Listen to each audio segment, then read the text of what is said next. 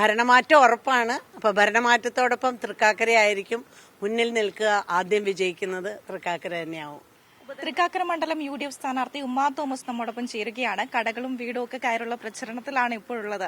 എങ്ങനെയുണ്ട് ഈ ഒരു തെരഞ്ഞെടുപ്പ് ചൂട്? നല്ല അസലായിട്ട് പോകുന്നു. ഞങ്ങൾ ടീം UDF വളരെ ശക്തമായിട്ട് മുന്നോട്ട് പോയിക്കൊണ്ടിരിക്കുകയാണ്. കഴിഞ്ഞ പ്രാവശ്യത്തെക്കാളും കൂടുതൽ ഭൂരിപക്ഷത്തിൽ വിജയിക്കാൻ സാധിക്കും എന്നുള്ള ഒരു ഉറപ്പുണ്ട്.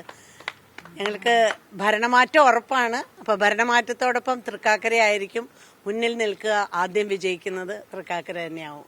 ഉപതെരഞ്ഞെടുപ്പിലൂടെയാണ് വന്നത്. ഇനി എന്താണ് ജനങ്ങൾക്ക് നൽകാൻ വേണ്ടി ആഗ്രഹിക്കുന്നത്? ഒരുപാട് കാര്യങ്ങൾ PT തോമസ് ആഗ്രഹിച്ചത് ബാക്കി കിടക്കുന്നുണ്ട്. അതൊക്കെ ചെയ്യണം എന്ന് ആഗ്രഹം ഉണ്ടായിരുന്നു. പക്ഷേ പ്രതിപക്ഷത്തുള്ള ഒരു MLA ആയിരുന്നു എന്നുള്ളതുകൊണ്ട് പല കാര്യങ്ങളും ആഗ്രഹിച്ചതൊന്നും നടത്താനായിട്ട് സാധിച്ചിട്ടില്ല. ഏറ്റവും വികസനം വേണ്ടത് തന്നെയാണ്. പക്ഷേ ഏറ്റവും ബേസിക് ആയിട്ടുള്ള കാര്യങ്ങൾ പോലും പലതും നമ്മളുടെ നാട്ടിലുള്ളവർക്ക് ചെയ്തു കൊടുക്കാൻ സാധിച്ചിട്ടില്ല. ഏറ്റവും പ്രധാനപ്പെട്ടത് കുടിവെള്ളം എല്ലായിടത്തും എത്തിക്കും എന്നുള്ളത് പറഞ്ഞിട്ട് ഇതുവരെ അത് എത്തിയിട്ടില്ല. അത് ഏറ്റവും വലിയ സങ്കടമായിട്ട് ഞങ്ങളുടെ മണ്ഡലത്തിൽ നിൽക്കുകയാണ്.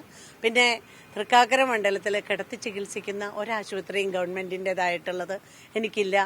ഒരു താലൂക്ക് ആശുപത്രി വേണമെങ്കിൽ ഞാൻ ആലുവയ്ക്ക് പോകണം. അതുപോലെ ഒരു മെഡിക്കൽ കോളേജ് വേണമെങ്കിൽ ഞാൻ കളമശ്ശേരിക്ക് പോകണം. അതുപോലെ തന്നെ ഒരു ജനറൽ ഹോസ്പിറ്റൽ വേണമെങ്കിൽ ഞാൻ എറണാകുളത്ത് പോകണം. എൻ്റെ തൃക്കാക്കരയ്ക്ക് ഞങ്ങൾക്ക് വേണ്ടിയിട്ട് ഒരാശുപത്രി അത് തീർച്ചയായിട്ടും അതുണ്ടാവും. അഖിൽ മാരാറും അതുപോലെ തന്നെ പുഷ്പദാസാണ് എതിർ സ്ഥാനാർത്ഥികളായി നിൽക്കുന്നത്. അവരോട് എന്തെങ്കിലും പറയാനുണ്ടോ?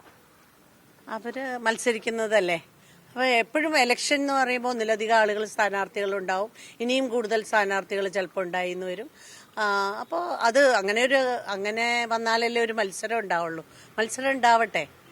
നമുക്ക് വളരെ നന്നായിട്ട് UDF ടീമിന് ഇവിടെ വിജയിക്കാൻ കഴിയും എന്നുള്ളതിന് എനിക്കൊരു സംശയമില്ല. എന്തായാലും വലിയ ആത്മവിശ്വാസത്തിലാണ് സ്ഥാനാർത്ഥിയും അതുപോലെ തന്നെ പ്രതിനിധികളും ഒക്കെ ആയിട്ട് ഇവിടെയുള്ളത്.